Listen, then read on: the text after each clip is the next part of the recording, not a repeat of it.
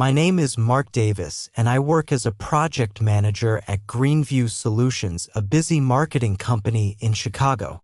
Every morning, I arrive at the office early. The tall glass building feels cold, and the sound of typing fills the air. I spend my days guiding my team through long projects and tight deadlines. I try to stay positive, but sometimes the stress becomes too much. My coworkers are kind, but we all feel tired. As I walk into the meeting room today, I can sense something different in the air. I know this meeting might not go as planned. I sit at my desk, looking at the long task list on my computer. My head starts to ache as I think about all the work waiting for me. I remember that my manager, Mr. Reed, wants a new project report by noon. He likes things done fast and perfectly. This is hard for me because there are so many details to check. I open the files, but my hands feel weak as I start typing. Every few minutes, I stop to make sure I did not make a mistake. I am afraid of missing something small. My heart beats faster, and my mind jumps from one worry to another. What if I forget a number? What if Mr. Reed finds a problem with my report? Just then, my coworker Lisa walks by and stops to talk. She needs my help with her project. Lisa is always busy too, but she looks calm on the outside. She explains her problem and asks if I can look at her work for a few minutes. I am already behind, but I do not want to say no. I sigh quietly and tell her I will help soon.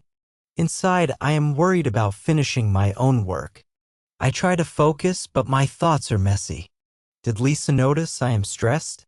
I do not want to seem weak in front of her. For the next hour, I try to write the report and help Lisa. When I look at my report again, I see a mistake in one number. I feel panic rise in my chest. I close my eyes and take a deep breath. My hands are cold, and I think about how hard it is to keep everything under control. Other people in the office talk and laugh, but their voices sound far away. I feel like I am alone, even in a busy room. The deadline for the report comes closer and closer. My mistakes seem bigger than they are. I worry that Mr. Reed will get angry or think I cannot do my job. Jess from accounting sends me an email asking for information about a client. I know I should answer right away, but I do not have time. Still, I send a quick, short reply and hope it is enough. I wonder if my answer is too simple or too slow. My mind is so full of worries that I can hardly think clearly. I look at the clock on my computer. It is only 10:30 a.m., but I already feel tired as if the day should be over. Mr. Reed comes by and asks, "Mark, is the report ready yet?" My stomach turns. I smile and say, "Almost done, I just need a little more time." He nods but reminds me of the deadline. After he leaves, I try to work faster, but I make another mistake. Each small problem feels like a heavy weight on my back. I ask myself quietly if I can really handle this much stress. Just as I try to fix the numbers in my report, my phone rings. It is Mr. Reed. He sounds a little angry. "Mark, the client just emailed. They want to see the report by 11, not noon. Can you do this?" My chest feels tight. That is only 30 minutes from now. I say, "Yes, I will do my best." I put down the phone and stare at my computer. My fingers freeze for a moment. There is so much work left, and the time is short. My thoughts race. Every question in my head gets louder. Can I finish in time? What if the client is unhappy? Why does everything have to be so hard today? I type as fast as I can, but my heart beats even faster. I make more mistakes because I am nervous. I want to start over, but there is no time. Lisa comes back and asks about the review on her work. I have to tell her, "Sorry, I cannot help right now. I am really behind." She nods, but she looks disappointed. I feel bad because I want to be a good teammate, but I can hardly help myself today. Suddenly, there is a problem with my computer. The report I am working on will not save, and the screen freezes. I grip my chair tightly. I want to shout, but I just take a shaking breath. I call IT for help and they say they can fix it, but it will take a few minutes. The minutes feel like hours. My foot taps quickly under the desk. While waiting, I check my email again. There are more messages from Jess asking for updates and now one from another coworker saying the client changed their questions last minute. I do not even know where to start. In my head, I hear a little voice saying, maybe you cannot handle this job. As soon as the computer works again, I start fixing the report for the new client questions. My hands feel heavy and my back starts to hurt. I do not remember when I last stood up to stretch. It feels like everyone wants something from me at the same time. I fight the urge to hide in the break room or run outside for a breath of fresh air. The voices in the office are louder now. Phones ring, people talk, printers buzz. I try to block it all out, but it only makes me feel smaller at my desk. When I finish the report and send it to Mr. Reed, it is right before the deadline. I am sure there are mistakes, but I hope he will understand. My whole body is tense and I cannot relax. Then I see a message pop up from Mr. Reed. He says the client is not happy and we might lose the project. My stomach twists with worry. I begin to wonder if it is my fault or if I could have done better. Everything feels urgent and out of control. That is when a strong thought comes over me. I cannot keep going like this. Something has to change. I realize I cannot keep saying yes to everything, and maybe I need to ask for help or start doing things differently before things get even worse. After I send the report to Mr. Reed, I sit very still at my desk. My hands are shaking. I look at my computer, but I cannot see the words anymore. I feel the pressure building inside me. The voices in the office are louder. I hear someone laughing in the break room and printers beeping on the other side of the office. For a moment, I cannot breathe well. My chest feels tight, and I rub my face with my hands to stop myself from crying. Why is it always so hard to keep up? Why do I feel like I am failing at everything? Mr. Reed calls me to his office. His face looks serious. My stomach feels heavy as I stand up and walk down the hallway. I open the door and he looks up. "Mark, can you explain what happened with the client report?" he asks. I try to explain, but words come out slow and stuck. I tell him there were last-minute changes and my computer was not working right. I tell him I was also trying to help Lisa. He listens but does not look happy. His voice is calm but cold. He says, "We might lose this project. You need to work on your focus and speed, Mark." I sit in the chair and stare at my hands. I remember all the times this week when I felt tired and worried. I think about every moment I said yes when I wanted to say no. I remember how I tried to do too much at once. I feel angry at myself for not being stronger, for not speaking up when I felt lost.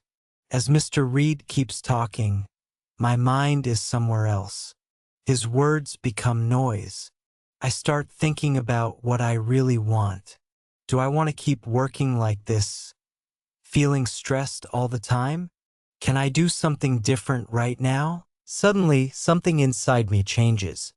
I am tired of being afraid all the time. I am tired of being quiet and hiding my feelings. My hands curl into fists on my lap and I look at Mr. Reed. My heart beats fast, but I know I have to say something, even if it is risky. I take a slow breath. My voice is shaky, but I speak. "Mr. Reed, I am working as hard as I can, but I cannot do everything at once. I want to do my best, but I need help. We are all under a lot of pressure. Maybe there are too many tasks and not enough people on the team. I want to make things better, but I cannot keep going like this every single day." My words are brave, but I feel scared after I say them. The room feels silent. Mr. Reed is surprised. He has never heard me talk like this before. He looks at me for a long time. I wait, holding my breath as if the whole world has stopped. I am not sure what will happen next. Will he understand, or will he be angry? I feel proud and nervous at the same time. For the first time, I stop hiding my feelings and show my real self. This moment is hard, but I know it is important. It is the moment I decide not to be silent about my struggles anymore and hope something can change after speaking up. The room feels even smaller as I wait for Mr. Reed to answer. For a moment, he just looks at me, silent. I see his eyes change. He is not angry, just surprised. He was not ready for me to speak up, and maybe I was not ready either. The air between us is heavy, and I can hear my own heart beating hard in my chest. I try to breathe slowly, but I am afraid I have made things worse for myself. My face grows warm, and my palms sweat where I hold them together in my lap. Finally, Mr. Reed speaks, and his voice is lower than before. He says, "Mark, I did not know you felt this way. You always say yes, and you always try to help everyone. But if there are problems, you need to tell me. That's how things can get better." He does not sound upset now. Instead, he sounds thoughtful. He leans back in his chair and looks out the window for a second. I wait, not sure what to say. I am still nervous, but a small spark of hope rises inside me. He asks about the tasks I have. One by one, I tell him. I mention the report, helping Lisa, the client's sudden new requests, and my computer problems. At first, my voice is shaky, but it gets steadier as I go on. As I explain the pressure from today, I see Mr. Reed is really listening. He does not interrupt. He nods, sometimes slowly and sometimes fast, as I speak. I tell him about saying yes to everyone, not just to him, but to coworkers who need help too. I admit that I feel like I am letting people down, but I also feel lost with so much to do. When I finish, we both sit quietly. The office noise sounds distant beyond his door. Mr. Reed's voice is calm when he replies, "No one likes to talk about these things, but work can build up and it can be too much. It's good you told me. You should not work alone or take everything on your shoulders. Maybe we need to share the load better. Maybe we need to talk as a team." I nod, and my chest starts to relax little by little. I am not sure if things will change forever, but right now, I do not feel so alone. I do not feel ashamed for asking for help. Instead, I think about Lisa and others who also look tired but never say anything. I start to see that I can help myself and others by being honest about my limits. If I break, the work suffers, and so does the team. Just then, Mr. Reed stands up and puts his hand on my shoulder. I am surprised by this simple gesture. He says, "Let's talk with the team later today and see how we can help each other. You did the right thing by coming forward, Mark." After I leave his office, I feel lighter, but also curious. What will the others say? Will they be glad I spoke up? As I pass Lisa and Jess, I notice they give me an understanding look. Maybe they heard what happened, or maybe they simply see relief in my walk. For the first time in a long while, I do not feel so invisible at work. I realize I learned something important about myself, that my voice matters and asking for help does not mean I am weak. I begin to believe that respect does not only come from saying yes all the time, it also comes from being honest and brave enough to show I am human. Back at my desk, I sit quietly and let myself take a long, slow breath. The day, which started with stress and mistakes, now feels different. I think back over everything that happened. I stood up for myself. I told the truth about my struggles, and nothing terrible happened. My heart does not beat so fast anymore. Instead, there is a calm feeling, and I notice I am sitting taller in my chair. The computer glows in front of me, full of half-finished tasks, but I do not feel as afraid of them as before. A few minutes later, Lisa walks over, her hands full of papers, but her eyes kind. She says, "Mark, are you okay? I noticed you were in with Mr. Reed for a while." There is real care in her voice. I tell her, in simple words, that I was honest with Mr. Reed about how much work there is for all of us. I tell her it was scary, but I feel better for saying it out loud. Lisa nods and gives a small smile. "I think you did the right thing," she says. "We all feel the stress. Maybe more people will start sharing how they feel now." Suddenly, I wonder how many times I have seen Lisa looking tired, but I thought I was the only one struggling. While I pull up my next email, I notice something has changed in my thoughts. Instead of thinking I am not good enough, I ask myself how I can make my work better for myself and my team. I realize I do not have to carry the whole load on my back every day. I can talk about what I need. I remember the way Mr. Reed listened when I spoke up. It gives me hope that grown-ups do not always have to pretend to be strong all the time. Later, as the team gathers for a quick meeting, I listen carefully to the worries of the others. Jess shares how hard it is to get information for the clients on time. Another person admits they also have trouble finishing their projects before the deadline. For the first time, I see that we are all more alike than I thought.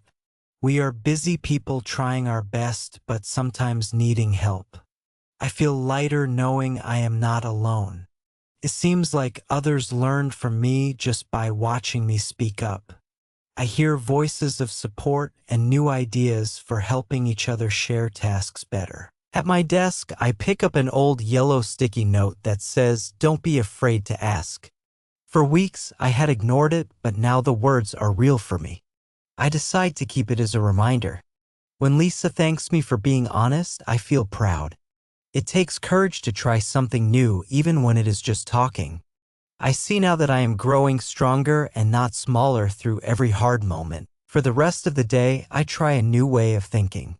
I break my tasks into smaller pieces.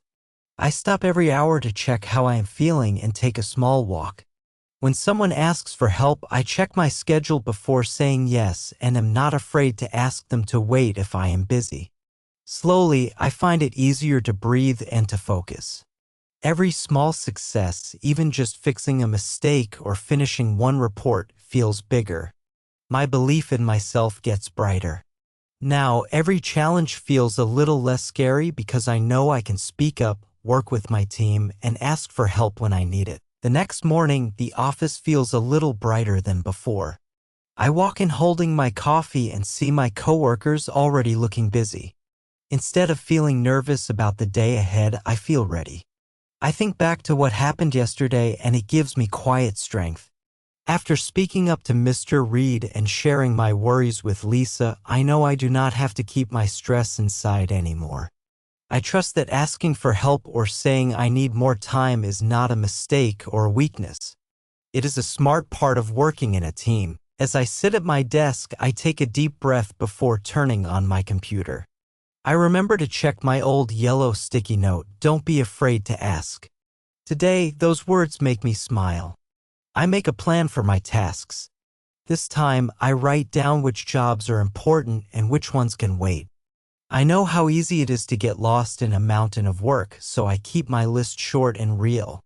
I divide big projects into smaller, clear steps so I do not feel blocked. When Jess from accounting sends an early email asking for quick answers again, I take a moment to check my schedule first.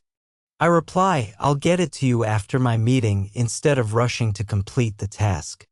It feels good to give a clear answer and not promise too much. Lisa comes by with more questions, but I do not say yes right away.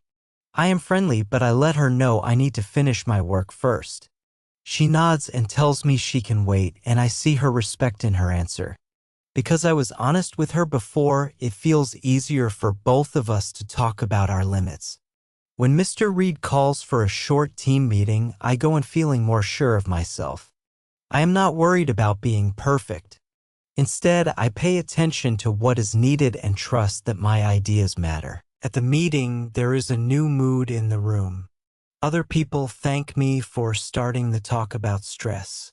They share small tricks for managing time, asking for help, or taking breaks. It does not solve every problem at once, but the team starts to feel more connected. My own confidence is growing bit by bit. When someone asks, "How are you doing?" I answer honestly, even if it is not fine.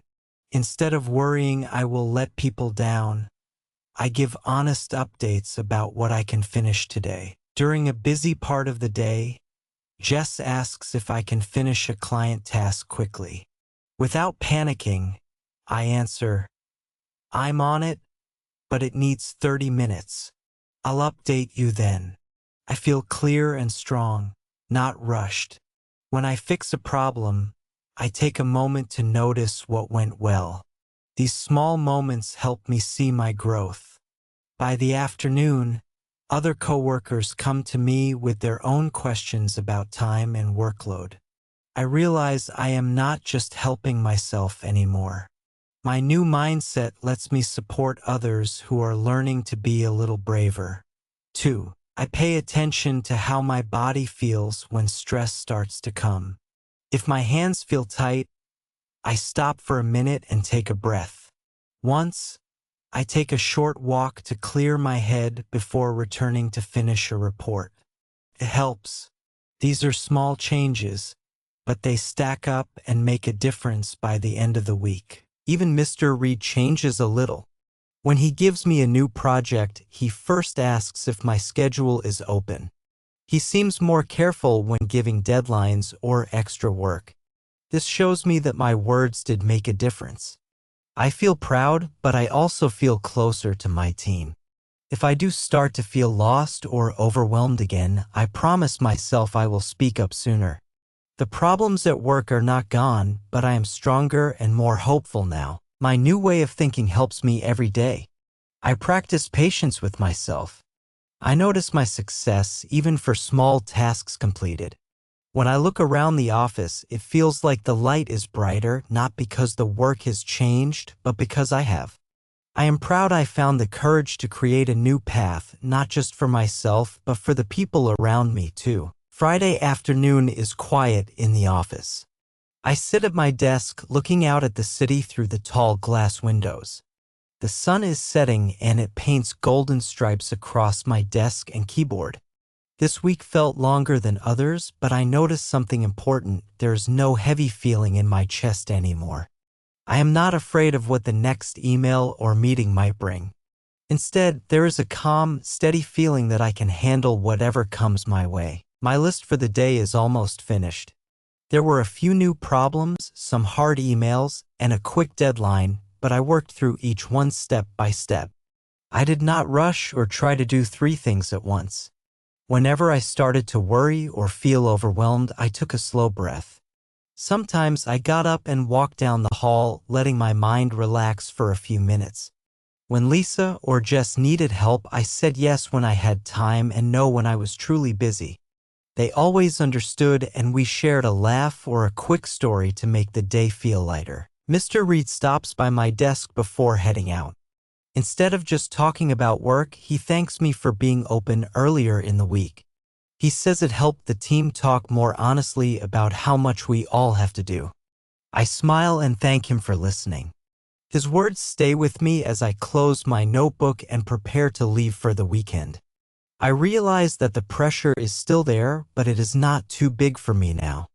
My work has not changed much, but I have. On my way out, I see my yellow sticky note on the edge of my computer. Don't be afraid to ask. Now the words feel like they belong to me. I learned that asking for help is something strong people do. I am proud of myself for sharing my limits and building trust with my team. I notice that others seem more relaxed too. There are more smiles, and even when things get busy, the mood in the office is not so heavy. I wonder if my simple action was the first stone in a path for all of us. As I turn off my computer and pack my things, I look around at my coworkers. We all have plans for next week, new projects and fresh challenges. But this time, the future feels open. I have learned that it is okay to speak up. I am allowed to say when things are too much. Being honest brought me closer to my team and made my work better. I know there will be hard days ahead, but I trust myself more now. I believe that I can handle what is next, and even if I make a mistake, I can always learn and improve. As I step outside and feel the cool air, I take a deep breath that fills me with hope. I built new habits, found courage in my voice, and remembered that even one person can make a difference.